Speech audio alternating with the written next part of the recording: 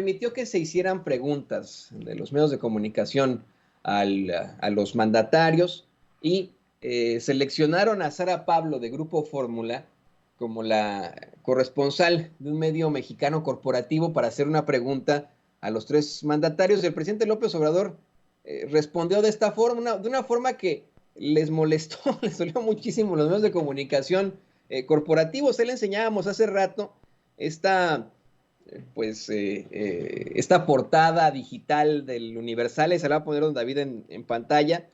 AMLO convierte mensaje de cumbre en una mañanera, ¿no? Con mucho dolor vieron esta respuesta tan fuerte que le hace el presidente López Obrador a Sara Pablo durante el mensaje a medios y la conferencia de prensa en la cumbre de líderes de América del Norte. Vamos a ver, escuchar. De México, preguntará Sara Pablo de Grupo Fórmula al licenciado Andrés Manuel López Obrador, presidente constitucional de los Estados Unidos mexicanos. Gracias, presidente. Primer ministro, buenas tardes. Los comunicadores de México hemos acordado algunas preguntas para el presidente Biden. Sé que recién anunció que Estados Unidos va a recibir a ciudadanos no solo de Venezuela, sino también de Haití, de Cuba, de Nicaragua. ¿En qué tiempo se podría ampliar el número de personas que puedan recibir? Si esto también se podría para algunas otras naciones, si se podrían sumar, y qué cantidad va a invertir Estados Unidos en mejoras tecnológicas.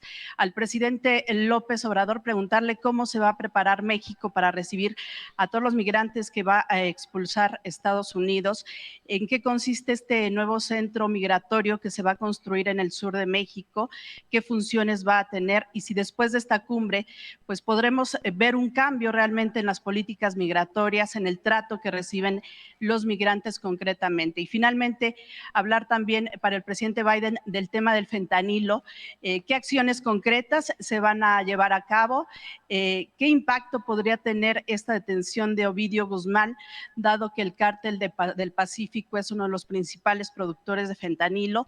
Y finalmente, ahora sí, preguntar también sobre el tema de las consultas en el sector energético, si el presidente Biden, el primer ministro Trudeau plantearon este tema en esta mesa. Gracias. Bueno, pues tratamos el tema migratorio de manera amplia. Desde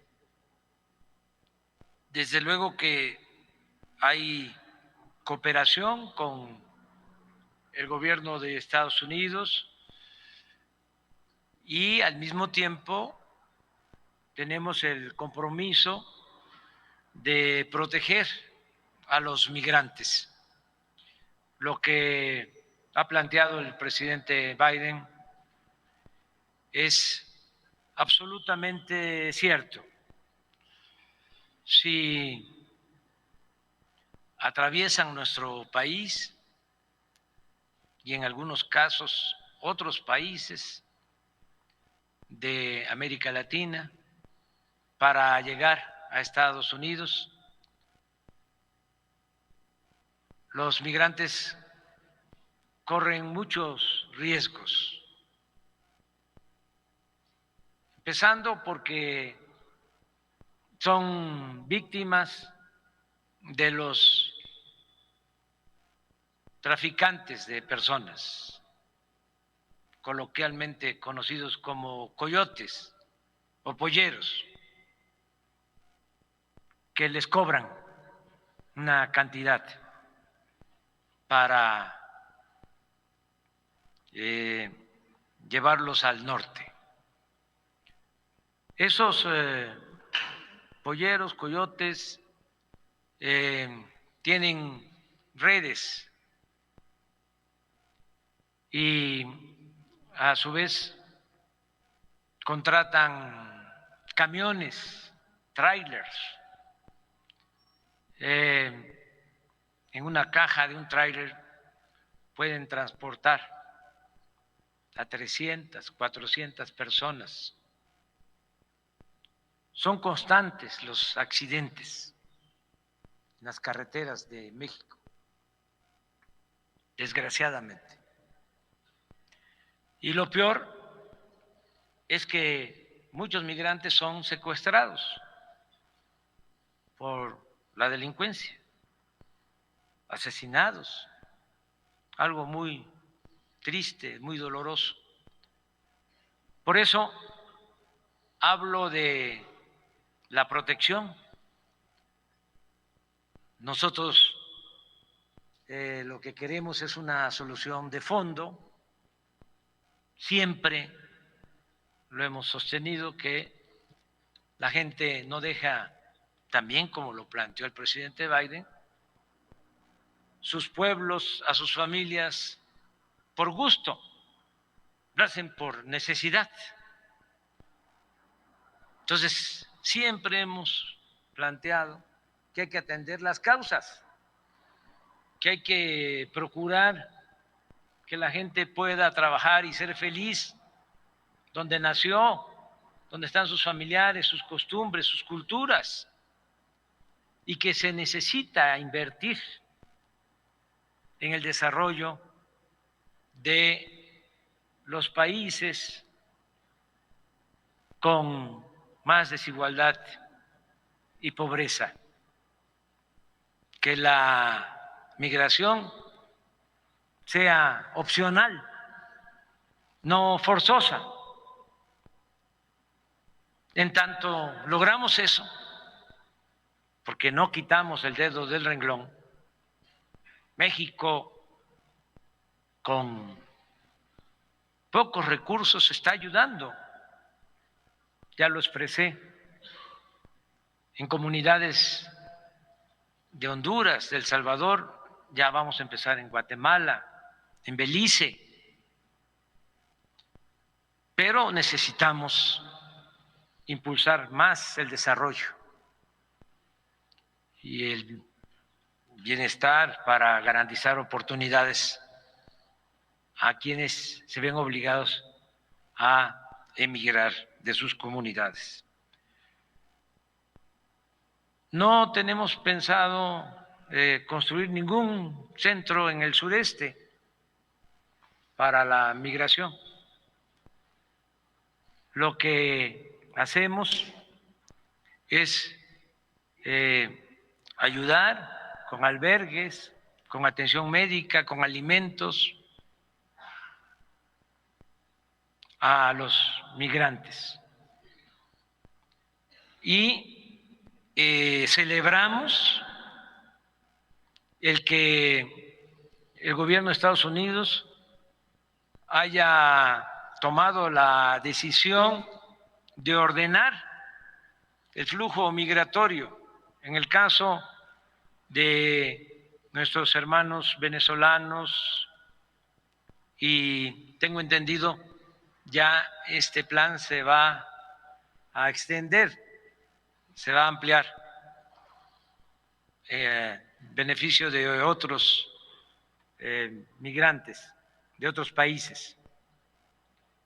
Nos consta que desde que se anunció de que iban a darse estas visas, estos permisos humanitarios, en el caso de la población de Venezuela, se redujo el flujo migratorio, la travesía por nuestro país, considerablemente, porque se anunció en Estados Unidos, y esto se hizo público en todos lados, de que iban a entregar 24,000 visas o permisos humanitarios, que habían que hacer los trámites, y a pesar de que hay ciertos requisitos que se tienen que cumplir,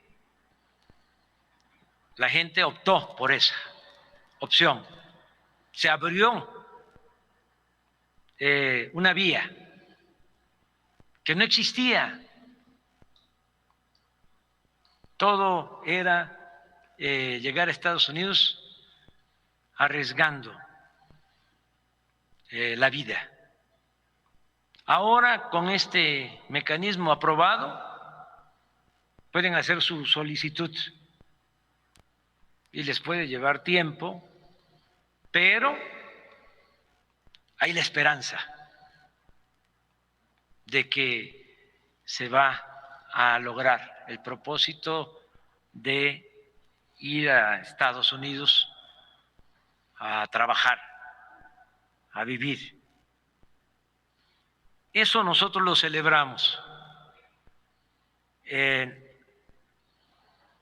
y pensamos que lo que está haciendo, repito, Canadá es también lo correcto. Y hablaba yo de nuestra experiencia y se pueden revisar los datos. Por circunstancias, antes la migración mayor correspondía a los hermanos países de Centroamérica, pero también durante mucho tiempo de mexicanos que iban a buscarse la vida y a trabajar a Estados Unidos. Nada más imaginemos que hay 40 millones de mexicanos en Estados Unidos. 40 millones que nacieron aquí o son hijos de mexicanos. Bueno, ¿qué hemos logrado nosotros con todos los apoyos para el bienestar? Se ha reducido el número de migrantes mexicanos. Ya son menos los que abandonan nuestro país, porque hay inversión pública, porque de 35 millones de familias que somos, 30 millones de familias mexicanas están recibiendo cuando menos un programa para el bienestar y de manera directa. En México, todos los adultos mayores de 65 años tienen una pensión. Es universal. 11 millones de adultos mayores reciben una pensión. 11 millones de estudiantes de familias pobres reciben becas. Todas las niñas, los niños con discapacidad tienen también su pensión. Tenemos el programa de reforestación más importante del mundo. Se están sembrando más de 1 millón de hectáreas de árboles frutales y maderables y se les da trabajo a más de 400,000 campesinos, sembradores. Entonces, todos estos programas ayudan a que la gente se quede en sus comunidades, en sus pueblos. Construimos la refinería de Dos Bocas, 35,000 empleos. Estamos construyendo el Tren Maya, que es la obra ferroviaria más grande del mundo, porque son 1,554 kilómetros. 1,554 kilómetros en 5 estados. Toda la región maya, que es de las zonas arqueológicas más importantes del mundo. Pues ahí están trabajando en la construcción de ese ferrocarril como 300,000 personas. Entonces, esa es la opción, ese es el camino. el desarrollo, el bienestar. Y yo, repito, celebro que tanto el gobierno de Canadá como el gobierno de Estados Unidos estén atendiendo el problema migratorio con ese enfoque. Hay lamentablemente otros políticos, otros gobernantes que actúan hasta de manera inhumana. Ahora, en esta temporada de invierno, por respeto, no lo digo de manera directa, pero un gobernador de nuestro país vecino encabezó todo un movimiento para llevar migrantes a Nueva York, a Washington, y dejarlos ahí tirados. Eso es politiquería. Eso es completamente inhumano. Eso no debe de hacerse, porque hay quienes se olvidan de que todos somos migrantes. ¿Cómo se desarrolló esa gran nación que es Estados Unidos? Con migrantes. Gracias a eso. Entonces, tenemos que seguir buscando alternativas. Lo mismo en el caso de la violencia, hay que atender las causas. Antes, en el caso de nuestro país, no se atendía a los jóvenes. Lo único que se hizo fue llamarles ninis, etiquetarlos de manera discriminatoria. Ninis, ni estudian ni trabajan. Y nunca se ocuparon de los jóvenes. Y todos esos jóvenes solo tenían como opción o emigrar, que muchos lo hicieron, actuando de manera respetuosa y responsable,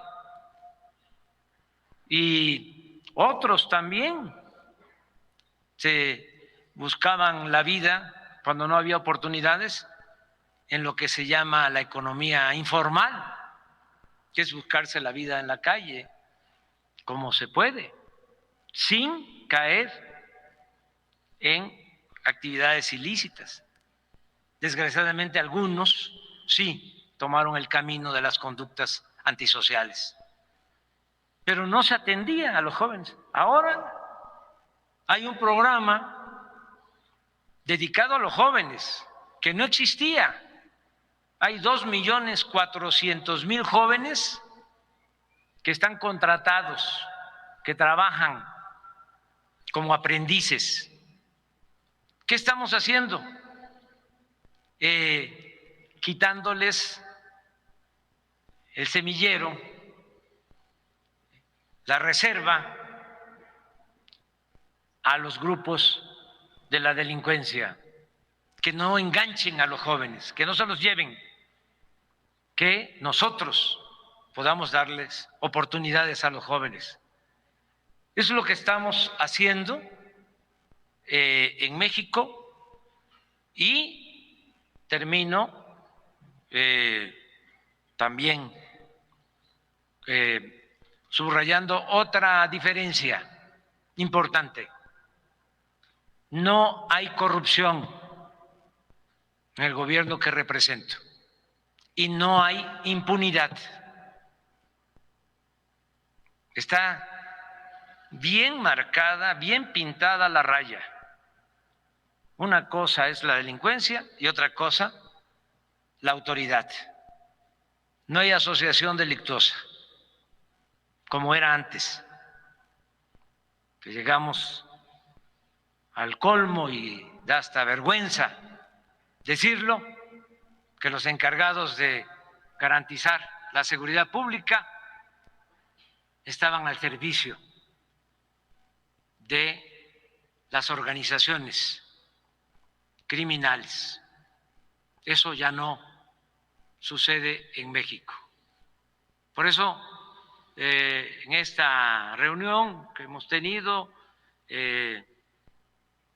los tres gobiernos hemos llegado a acuerdos para seguir trabajando juntos para conseguir la paz en los tres países, para que se garantice la seguridad de nuestros pueblos. Eso es lo que puedo contestarte.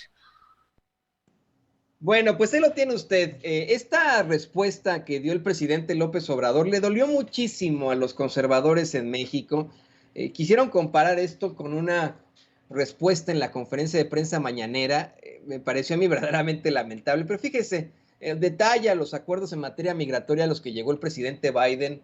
Llegó él con el presidente Biden y el primer ministro Justin Trudeau. Habla del drama migratorio que se vive, de cómo se utiliza como pues moneda de cambio por parte de políticos que, sin dar su nombre, pues sabemos de quién se trata, como el gobernador de Texas, ese neofascista de nombre Greg Abbott, que utiliza pues la más básica de la política, que es la xenofobia, para conseguir votos y también intentando ser el candidato de los republicanos hacia las elecciones de 2024.